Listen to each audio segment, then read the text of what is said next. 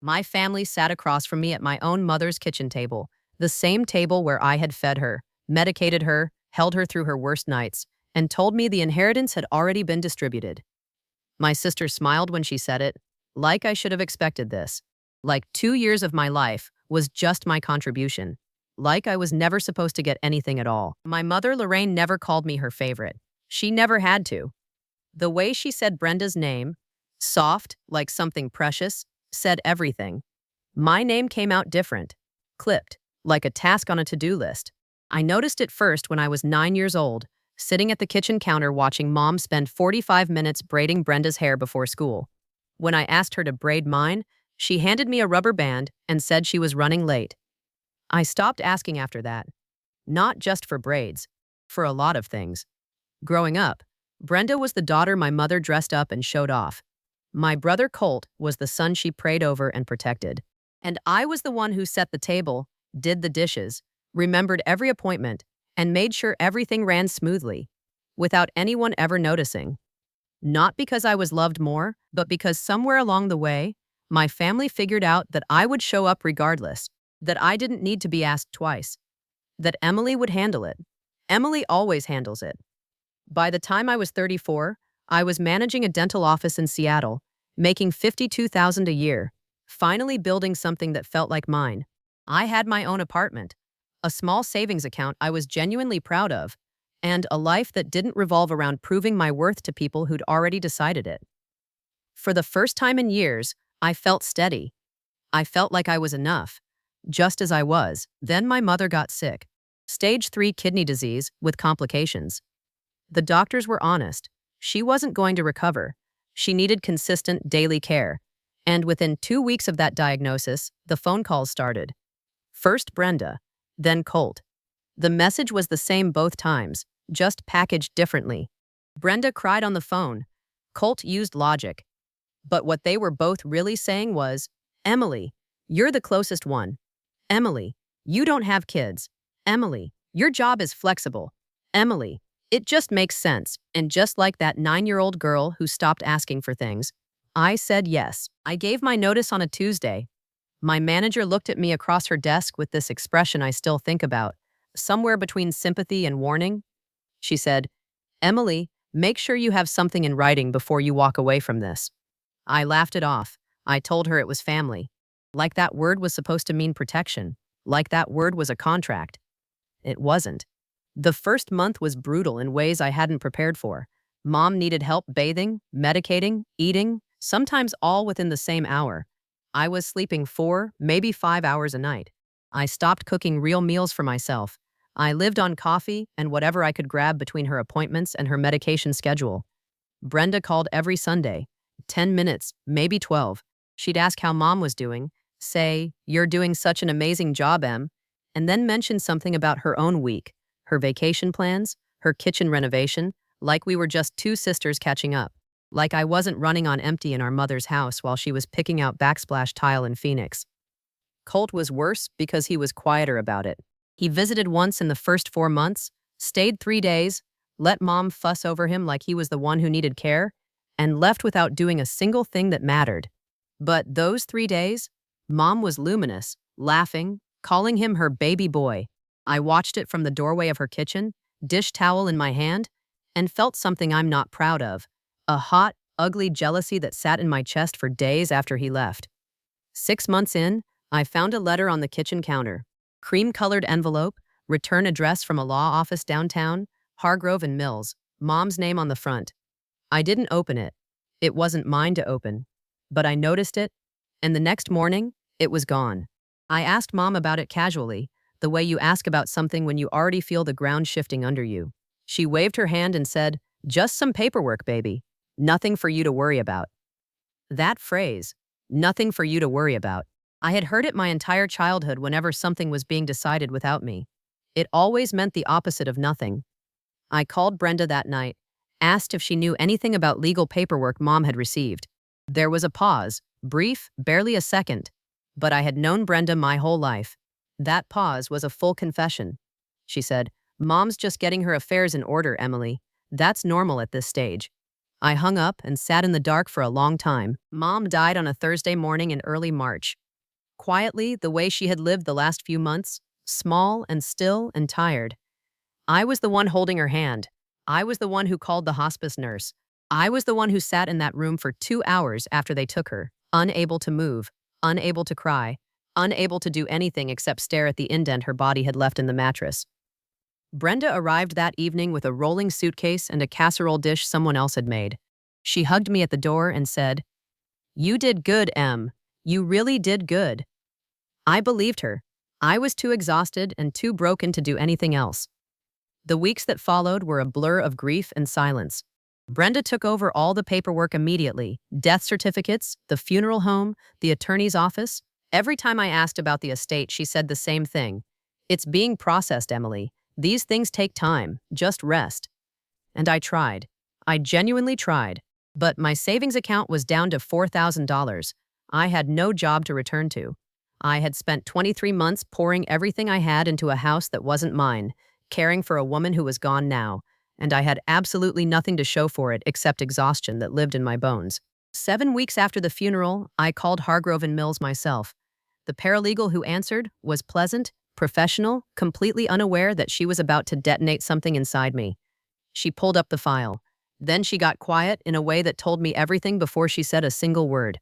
She transferred me to the attorney, a woman named Patricia, who spoke carefully, like someone choosing each word with both hands. She told me the will had been amended 6 weeks before my mother died. Emily's share, the share I had been expecting, the share that was supposed to acknowledge 23 months of unpaid caregiving, had been redirected, divided between Brenda and Colt. The $80,000 that should have been split 3 ways was now split 2 ways, cleanly, completely.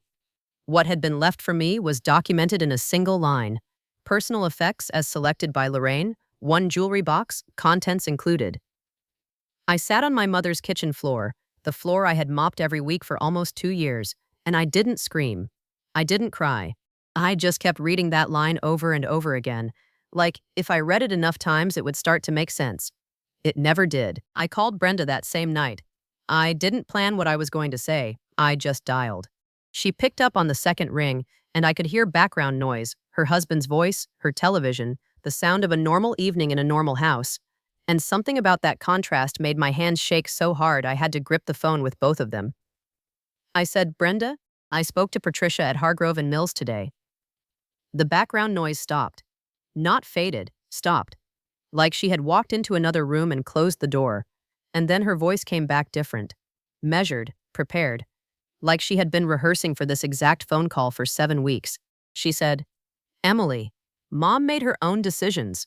We didn't force anything." I asked her how a woman on hydromorphone and 2 other pain medications, a woman who some days didn't know what month it was, had made a clear, legal, independent decision to cut her daughter out of her inheritance 6 weeks before she died. Brenda was quiet for exactly 4 seconds. I counted. And then she said the thing that I will never, for the rest of my life, unhear. "You were already there, Emily. You weren't losing income the way we were. Every time we flew out, every hotel, every flight, that cost us too. We lost money on this situation as well." I laughed. I actually laughed. This short, hollow sound that didn't feel like it came from me. Because in that moment, I understood something with absolute, bone-deep clarity. This had never been about money. This had been about the fact that my family had always seen my reliability as a resource to be used, not a sacrifice to be honored. I was the one who showed up, so showing up was just what I did. It required no recognition, no compensation, no gratitude. I was the floor they walked across without ever looking down. I called Colt next. He let it go to voicemail, twice. When he finally texted back, it was 4 words: "Talk to Brenda, M." His silence was its own answer. His silence was its own cruelty. That night, I sat at my mother's kitchen table with the jewelry box in front of me. I opened it. Inside was a small gold bracelet I had never seen her wear, 2 mismatched earrings, and a handwritten note in her shaking handwriting that said, "For my Emily, who always took care of things. Who always took care of things." Not, "I love you." Not, "I'm sorry." Not, "You deserved more than this." Just a quiet, accidental confession that my entire role in this family had been exactly what I always feared it was: functional. useful, replaceable. I closed the jewelry box, placed it carefully back on the table, and picked up my phone to call an attorney. I found an elder law attorney named Donna Castillo through a referral from my old coworker, someone who had gone through her own version of this exact nightmare 2 years before. Donna was sharp, direct, and completely unsentimental in the best possible way. When I sat across from her desk and laid everything out, the timeline, the letter from Hargrove and Mills, the medication records, the dates, she didn't look surprised. She looked focused. She pulled a legal pad toward her and said, "Tell me everything, and don't leave out anything you think is too small to matter." So I did. I had kept more than I realized. 23 months of pharmacy receipts, doctor's appointment records, caregiver logs I had started keeping out of pure personal habit, text messages from Brenda and Colt confirming they knew I had quit my job, voice messages where my brother referenced the estate in ways that suggested prior knowledge. And then there was the critical piece. Mom's medical records from the 6 weeks before she died. Donna reviewed the medication dosages, cross-referenced them with the date the will amendment was signed, and looked up at me with an expression that was almost quiet satisfaction. She said, "Your mother was on a hydromorphone dosage that most courts would consider significant enough to question cognitive clarity. This amendment is contestable." I filed within the 30-day window, by 4 days. Brenda called 3 times the week after the filing. I let every single one go to voicemail. Her attorney reached out to Donna 2 weeks later with a settlement offer. They would give me $20,000 to drop the contest.